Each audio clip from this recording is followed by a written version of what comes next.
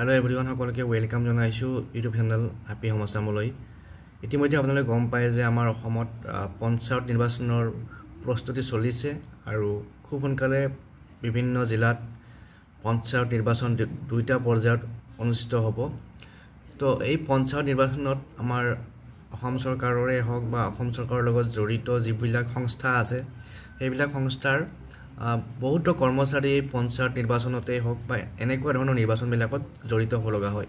এতিয়া আজি এখন আসাম ষ্টেট ইলেকশ্যন কমিশ্যনৰ পৰা ইছ্যু হোৱা নটিছ এখন মই পাইছোঁ আৰু ইয়াত পঞ্চায়ত ইলেকশ্যনত ডিউটি কৰিবলগীয়া যিসকল ষ্টাফ আছে কৰ্মচাৰী আছে তেওঁলোকে কোনে কেনেকুৱা ৰিমুনাৰেশ্যন পাব বা মাননি পাব এই সম্পৰ্কত কিছু কথা ইয়াত দিয়া আছে। গতিকে আহক আমি চাওঁ ইয়াতে কোন কৰ্মচাৰীয়ে বা প্ৰেজাইডিং অফিচাৰ পলিং অফিচাৰসকলে কিমান দৰমহা পাব বা বাকী প্ৰশাসনিক বিষয়াই হওক বা বাকী যিবিলাক কৰ্মচাৰী আছে তেওঁলোকে কিমান মাননি পাব এই সম্পৰ্কত ইয়াতনো কি আছে তাকে আমি চাবলৈ চেষ্টা কৰোঁ।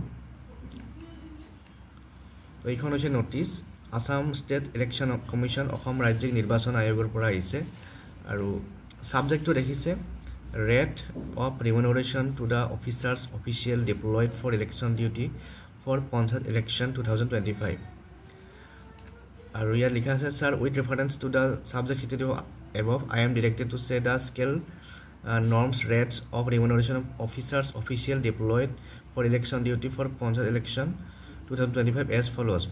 প্ৰথমতে আছে sector officer বা zonal magistrate 1500 lump sum minimum 1500 টকা পাব আৰু presiding officer and counting supervisor এওঁলোকে পাব 350 rupees per day 350 টকাকে এদিনত আৰু 350 টকা এদিনত যিমান কেইদিন নিৰ্বাচনৰ কামত ব্যস্ত হ'ব লগা হয় এইমতে পাব।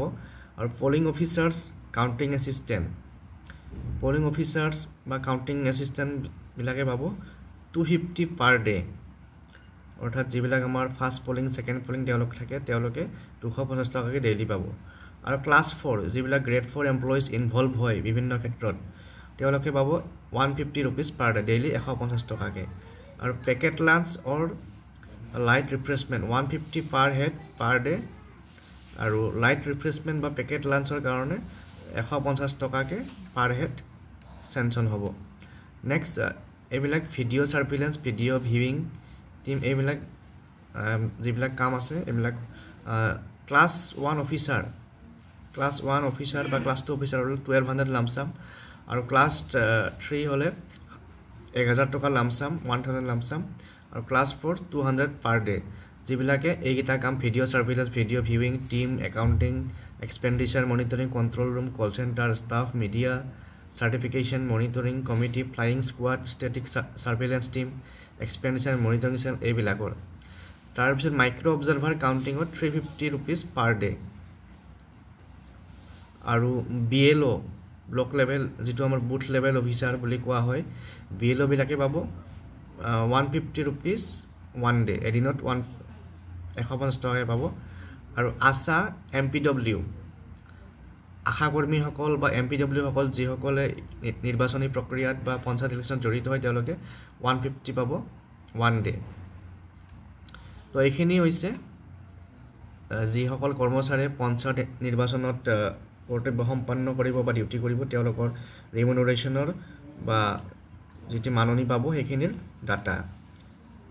গতিকে আজিৰ ভিডিঅ'ত এইখিনি ইনফৰমেশ্যন শ্বেয়াৰ কৰিলোঁ যিসকলে ডিউটি কৰিব তেওঁলোকৰ কাৰণে এই ডাটাখিনি কামত আহিব বুলি আশা কৰিলোঁ। পুনৰ লগ পাম অন্য এটা ভিডিঅ'ত। চেনেলটো যদি নতুনকৈ চাইছে ছাবস্ক্ৰাইব কৰি দিব আৰু শ্বেয়াৰ কৰি দিব আপোনালোকৰ বন্ধুবৰ্গৰ মাজত।